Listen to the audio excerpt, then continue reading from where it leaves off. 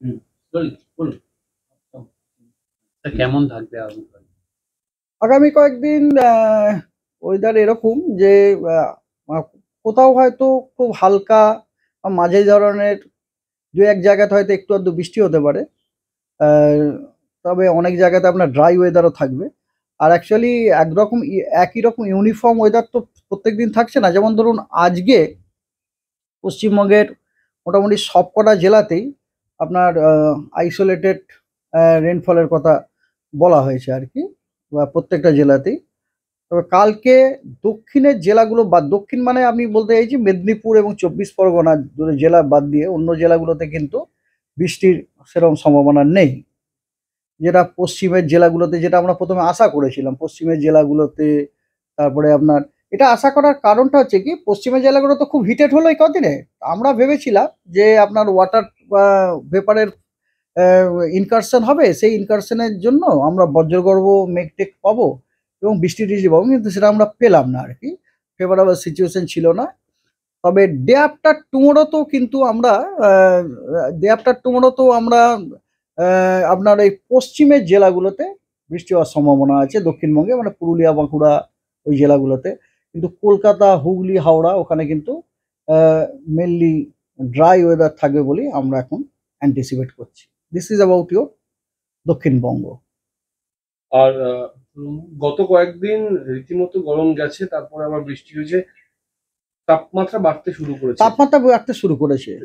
ওই heatwave alike বা heatwave, এইটার সম্ভাবনা আর কতটা আছে? আমি আপনাকে বলছি, প্রথম আমি হিট ওয়েভ বলবো না, তবে আগামী ২-৩ দিনে কিন্তু টেম্পারেচার দক্ষিণবঙ্গে ২ থেকে ৫ ডিগ্রি টেম্পারেচার বাড়ার সম্ভাবনা আছে।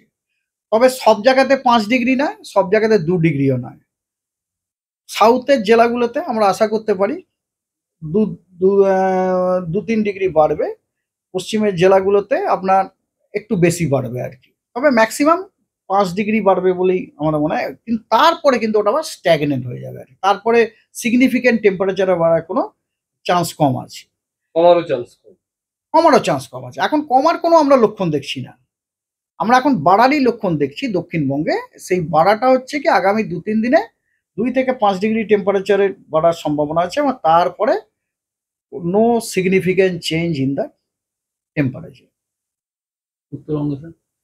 উত্তরবঙ্গে উত্তরবঙ্গে আপনার প্রত্যেক দিনই প্রায় বৃষ্টি দেওয়া আছে। মেনলি উত্তরবঙ্গের যে নর্দার্ন মোস্ট যে ডিস্ট্রিক্টগুলো আছে, যেমন দার্জিলিং কালিম্পং, এগুলো ওগুলোতে আপনার কখনো কখনো মানে পুরো যে এন্টায়ার যে নর্দার্ন স্টেটগুলো ডিস্ট্রিক্টগুলো আছে, যেমন জলপাইগুড়ি, দার্জিলিং, কালিম্পং, তারপরে আপনার কোচবিহার, আলিপুরদুয়ার, ওইগুলোতে আপনার কখনো কখনো ওই জেলাগুলোতে আপনার মানে স্ক্যাটার রেনফলেরও সম্ভাবনা আছে, কখনো কোনো আইসোল, কিন্তু রেনফলটা কিন্তু রয়ে যাচ্ছে, কারণ ওখানে সিনপটিক সিস্টেমটা সবসময় প্রায় রয়ে যায়, মানে এখনো পর্যন্ত ওখানে একটা সিনপটিক সিস্টেম রয়েছে।